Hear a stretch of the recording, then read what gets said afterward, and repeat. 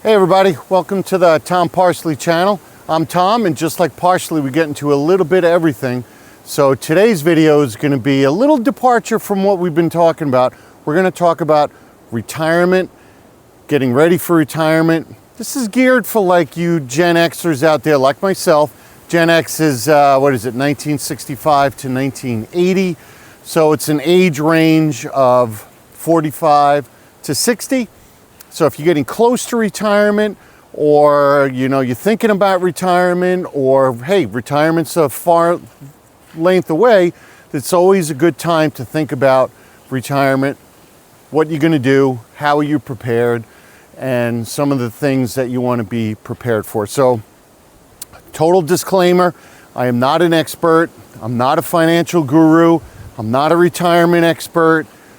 By all means, who am I? I'm just some weird guy walking in the woods giving you some information on retirement. So what the heck do I know? But I've done a lot of research myself. I'm kind of on that high end of the Gen X time frame. I'm getting ready for retirement. I'm making sure that I'm making the right choices for retirement, and I'm ready for retirement. And I want to make sure that you guys out there are also ready for retirement, making the right choices, and doing the right thing and being prepared. So it's a little chilly out today. You might see some snow flurries coming down. It's actually snow flurries. Wind chill, it's pretty windy. Hopefully my mic is not getting hit by the high winds out there. But so yeah, my hands are a little cold. So I brought gloves with me, but we'll take a look at that later. I also brought my notes. So I'm gonna be referring to my notes here.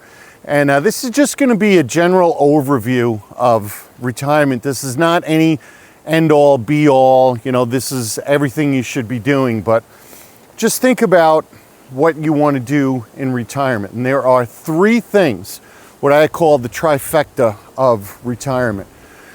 Three things that you're going to need to make sure that you have, because without one, everything's going to fall apart. The three major things are your finances, your mental health, and your physical health. So kind of body and mind and wallet. So those are the three things that will make a retirement successful. So let me get my notes out. Let me get ready. I might put gloves on. I don't know. My fingers are starting to get cold.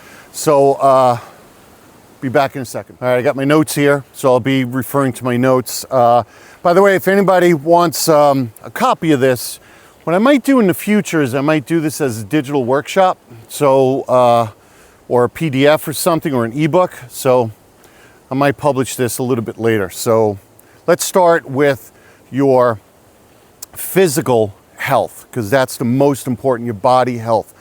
You got to be healthy for retirement, because if you want to enjoy retirement, you want to do some things, you want to travel, whatever you want to do in retirement, you got to be healthy. And if you're working now and you have health insurance now, take care of your body now, so you are healthy in retirement. So what does that mean? That means diet. And again, I'm not an expert. I'm not a physical trainer. I'm not a dietitian. I'm not a nutritionist. I'm not a doctor, although I play one on TV. But do your own research. There's an old saying, patient, heal thyself. So really take care of your own medical needs and know what you need going into retirement. So you want to have a good diet, exercise. If you have health insurance now, which I hope you do, because you're going to need health insurance moving forward, whether it be when you turn 65, you get Medicare, you're still going to need supplemental health insurance. So get some form of health insurance. If you don't have it already, get it. Get health insurance, because you're going to need it going into retirement. And why is it important to get it now before you retire? Is because you want to get all those baseline tests. You want to make sure that you get as many tests as you can, so you have some kind of baseline to refer to. Whereas, God forbid, if you got like let's say you got a lung scan and you found nodules in your lungs, you could have had them your entire life. You don't know. So it's important to get those baseline studies now. So that means that for females, you want to get regular, which I hope you do already if you're female, Females, you want to get regular mammograms, pap smears, and bone density scans, because osteopenia, osteoporosis is a real thing. You want to make sure you get that. For males, you want to get that prostate exam, get your PSA numbers, because of all the cancers, you know, there's a lot that we can get as we age. Early detection is key. So you want to definitely get it early if, God forbid, you have anything. So you want to start looking at maybe going to specialists. I'm diabetic, so I see an endocrinologist regularly to make sure that my numbers are okay. But you want to see an endocrinologist if you have any other issues. Endocrinologists specialize in the glands in your body, not just diabetes, but you know, thyroid, things like that, if you may or may not have issues with. But you want to see a urologist, a gynecologist. I'm just going off my list here. Cardiologist, pulmonologist, neurologist, gastroenterologist. I'll get back to why that's important later. Oncologist, if you have to. Oncologist is the cancer doctor. Ophthalmologist, that's your eyes. And I'm not going to be able to pronounce this one. An ENT doctor. That's for a regular hearing test if you have hearing issues. Back to the gastroenterologist. If you are, you know, approaching 50, especially if there is history, that's the other thing. You got to know your family history. So if there's medical issues in your family history, like for example, my father had colon issues. So now that means every 3 years, I have to go for colonoscopy. I've already had 2. And the worst part of the colonoscopy is the prep. Once you get through the prep, everything else is easy. Colonoscopy is easy. If you're an ex-smoker, definitely get a lung scan as soon as possible. They will scan your lungs, get a baseline, and see if there's any issues going on there. Go see a cardiologist so you can get some echocardiogram, echocarotid, check your blood, see if there's any, check your blood vessels. They can't find everything, but they can find some potential issues if there could be. So just you want to be very careful with that. So I'm just kind of going off a list here. I know it's not the best walk and talk here, but you know, I'll add some as I go along here.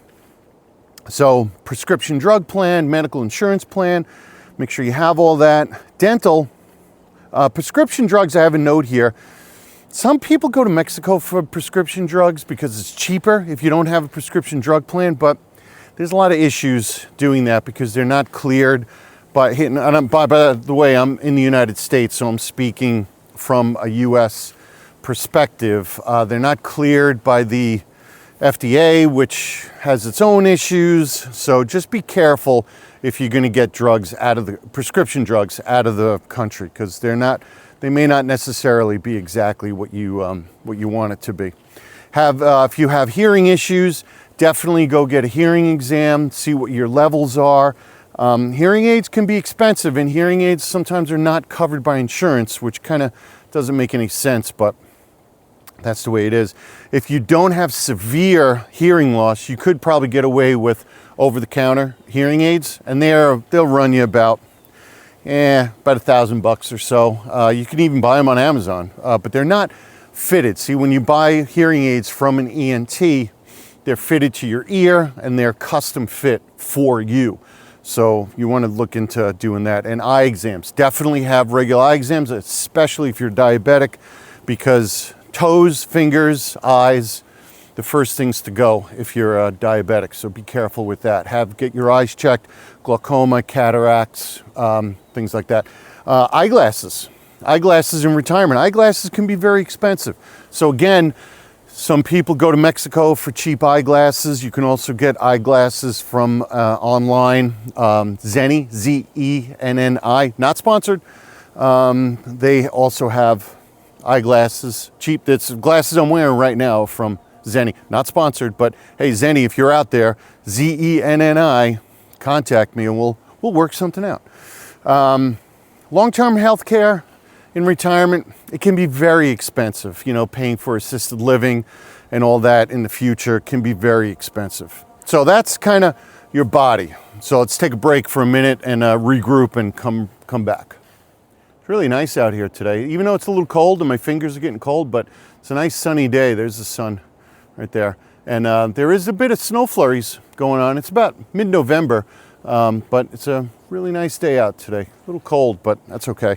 And I'm kind of watching where I walk here because this trail is also used by horses. So I just passed some road apples, as it were, down the trail a little bit.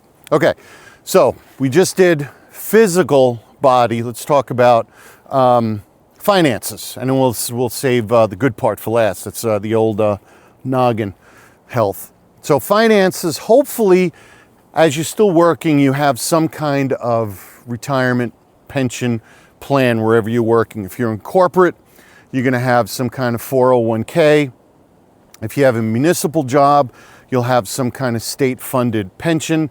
I'm in New York State. I'm a New York State employee. I am a teacher, so I do get a state pension when I retire, so I'm thankful for that.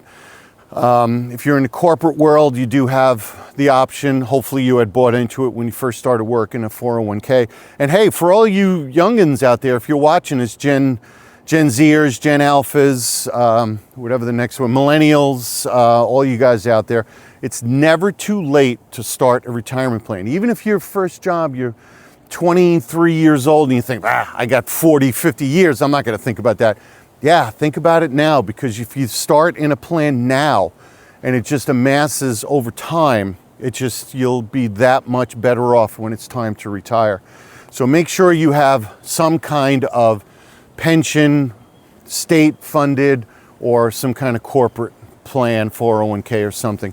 And then you can opt into an annuity program also. For example, for me, it's called a 403b, similar to an IRA, where some money is taken out of your paycheck and deposited either pre-tax or after tax, and deposited into this annuity account. And then what comes next is the big one, Social Security. So Social Security is going to be an option for you. You have for those born after 1960. So I'm really focusing this towards you other fellow Gen X's out there. The baby boomers are pre-1965, so you guys are probably already retired. So hopefully you got a good plan for yourself out there. But Social Security, you have 3 options to collect. And again, I'm hoping that I give you the right information here. I did do my research, but again, I am not an expert, so don't go by what I say. Do your own research. Log into Social Security, make an account, see what you have there, see how much money you would get at collecting at different ages, and take it from there, because you could start collecting at age 62. You'll get less benefits, but a lot of people say you might as well take it, because why wait? Especially if you have health issues, don't wait, because you have 62. Full retirement age, as of now, this is the year 2025. As of now, the full retirement age is age 67. That might change. Hopefully not, but it might change. And then you have to, I think it's at 70, you have to take your full benefits. But Social Security is based on your average of 35 years of employment. So I started working in 1985, and I started paying into the system in 1985. So that is how much I've been paying into Social Security. So Social Security, your pension, can you live on just Social Security? Well, maybe you need some additional income sources. And this one, oh, there's some road apples right there. Gross. So be careful where you walk. Here's more. So proof that horses use this trail. Watch where you walk. So additional income sources, what I like to call the side gig or the side hustle in retirement. If you think you're going to need additional income, then you may have to do this. Or if you just need some extra money to, do whatever, you can do the gig economy, like driving Uber, DoorDash, Grubhub, Instacart, deliver for Amazon, Walmart, home health aid, dog sitting. There's tons of tutoring classes. You could be a reseller on eBay. Go to the thrift stores or estate sales, garage sales, and resell stuff. You could do what I'm trying to do is do some content creation. Go on TikTok, make videos on YouTube, try to get monetized, and that could be a good side hustle also. So if you need that extra income, maybe just get a part-time job, wherever you happen to work. You can also continue working like myself as a teacher. I could continue and be a substitute teacher if I needed to make a little extra income, if I wanted to do that or something else. So that's something to think about if you want to do that. If you need that additional income, there's lots of options out there. Okay, I'm just checking my list here. There's more additional income sources. You'd have to figure out where you are, what region you are, and what you could do. Some areas, the gig economy, like driving Uber or something like that, is a little bit more popular if you're in a metropolitan area than you are if you're in a rural area. So that's just something to kind of look at here. Okay, so let's take a break and let's do our most important one, our mental health. Okay, so we did our wallet, our bank account, finances. We did our physical health.